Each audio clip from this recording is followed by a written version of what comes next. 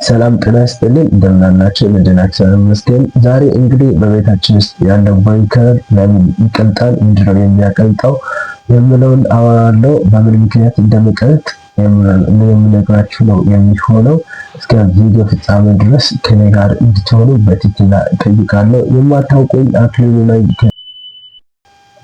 እና የትኛው ነው የሚበልጠው? ሽቦ ነው የሚበልጠው? ብሬከር ነው የሚበልጥ እንዲቀልጥ የሚያደርገው ወይስ ሽቦ ነው ብሬከር እንዲቀልጥ የሚያደርገው? ለምሳሌ በቤታችሁ ውስጥ የሚደረገው ኢንስታሌሽን የሚሰራው ዝርጋታ ማለት ነው። አሁን ለምሳሌ 1.5 ገመድ አለ። 1.5 ገመድ 10 አምፔር ብሬከር ነው ሎዱን ካረንቱን መሸከም የሚችለው ማለት ነው። 10 አምፔር ብሬከር ነው የሚደረግለት ከ5 እስከ 10 ድረስ ያለው ማለት ነው።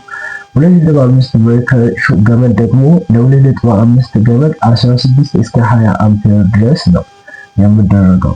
እንግዲህ እንደነገርኳቸው 5 እስከ 10 ድረስ ያለው ለማብራት ብቻ ነው የሚያገለግለው።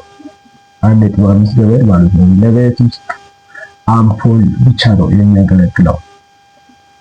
ሌላው ደግሞ 2.5 16 አምፔር እስከ 20 አምፔር ድረስ ነው የሚያገለግለው። እሱም ደግሞ ለምንድነው የሚሆነው? ለመሰኪዎች፣ ለቤት ውስጥ ላሉ ሶኬቶች፣ ለቻርጀር፣ ለትናንሽ ነገሮች የምትጠቀሙ መሰኪያ ነው የሚሆነው። ሳሎን ውስጥ ለሚደረጉ መሰኪዎች ነው የሚያገለግለው ማለት ነው። 2.5 እና ፍሪጅ እና ቲቪ እንድትሰኩ ያገለግላል፣ ይጠቅማል። ብሬከሩ መጠን እንደነገርኳችሁ ከ16 እስከ 20 አምፔር ድረስ ያለው ነው የሚሆነው ማለት ነው። ሌላው ደግሞ በተጨማሪ ባለ 4 ነጥብ ሚሊ ሜትር ማለት ነው። ሚሊ ሜትር ባለ 4 ነጥብ ገመድ የሚሆነው 25 አምፔር ብሬከር ነው። 25 አምፔር ብሬከር ነው የሚሆነው። እሱ ደግሞ የሚያገለግለው ለምጣድና በትልቅ ኦቭኖች፣ ለማሽን፣ ለተለያዩ ነገሮች ያገለግላል ማለት ነው። እንግዲህ እነዚህ ለይታችሁ ማወቅ መቻል አለባችሁ። ብዙ ጊዜ የምታደርጉት ጓዳ ያለው የስቶፍ መሰኪያ ይቀልጥና ሳሎን አምጥታችሁ በ1.5 በሆነው ገመድ ትሰኩታላችሁ፣ ወይ 2.5 በሆነው ሶኬት ትሰኩታላችሁ። ጥሩ ነው 2.5 ቢሆን እንኳን ግን 2.5 ሲሆን ምንድነው የሚፈጠረው? ምን ችግር ይፈጠራል? ምንድነው እንደው ምን ችግር አለ ንገረኝ ካላችሁ እነግራችኋለሁ በቀጣይ ማለት ነው። እሺ 2.5 ላይ የሚሰካውን ሶኬት በባለ 4 ቢንሳካሳ ምን ችግር ይፈጠራል ካላችሁ እሱንም እነግራችኋለሁ። እሺ ስለዚህ ሌላው ደግሞ ብሬከር በቤታችሁ ውስጥ ይመልሳል፣ በራሱ ሰዓት ይቀልጣል፣ ይቃጠላል። እንደዚህ 3 ክስተቶች ብዙ ጊዜ ይከሰታሉ፣ ብዙ ጊዜ ማለት ነው። ይህ የሚከሰተው ለምንድን ነው? ለምን ይከሰታል? ለምን ብሬከር ይመልሳል? ለምን ብዙ ጊዜ ሾርት ሰርኩት ያጋጥማል ብሬከሩ? ለምንድን ነው ኦቨርሎድ የሚሆነው? ይህንን እነግራችኋለሁ፣ ይህንን አወራችኋለሁ። እባካችሁ በመሃል ቪዲዮን ሳብስክራይብ ማድረግ እንዳትረሱ። ቪዲዮ ላይ ታድርጉ፣ ዩቲዩብን ሳብስክራይብ ማድረግ እንዳትረሱ። አመሰግናለሁ። ብሬከር ለምን ይቀልጣል ካላችሁ ከፍተኛ የሆነ የኤሌክትሪክ ኦቨር ካረንት ሲያጋጥመው ማለት ነው። ኦቨር ካረንት፣ ኦቨር ፍሰት ሲኖር ብሬከር ይመልሳል ማለት ነው፣ ወይም ይዘጋል፣ ይቃጠላል፣ የሆነ ሽታ ያመጣል፣ ይጠቁራል ማለት ነው። እንደ ኤሌክትሪክ መጠን ከተወሰነ ልክ በላይ ሲሆን ብሬከሩ ለኤሌክትሪክ መጠን ለምሳሌ ቅድም እንደነገርኳችሁ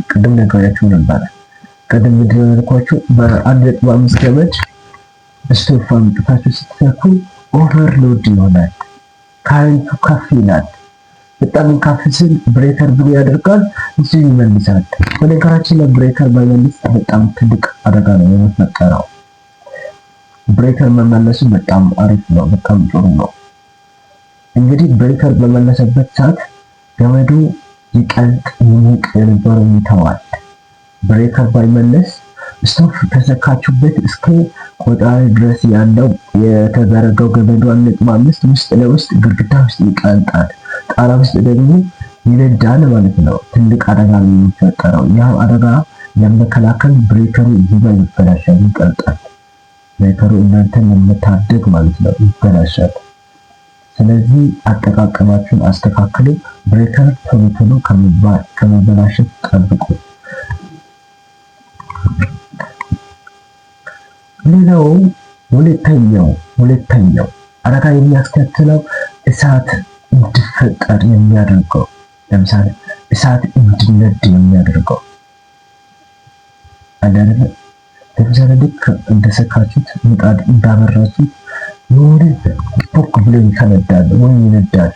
እንደዚህ አይነት ክስተት እንዲከሰት የሚያደርገው ምንድን ነው? ለምን እንደዛ ይሆናል? ለምን ይከሰታል? እሱም እንደነገርኳችሁ ነው። ኦቨርሎድ ሲሆን ማለት ነው። እንደነገርኳችሁ ነው።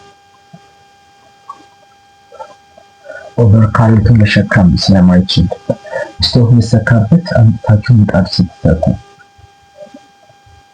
አይችልም። ብሬከር አይችልም። ፓወር በጣም ብዙ ነው። ፓወርን መሸከም አይችልም። ስለዚህ ምን ያደርጋል? ብሬከሩ ይነዳል፣ ይፈነዳል። ካደረገ ደግሞ ብሬከር ለምሳሌ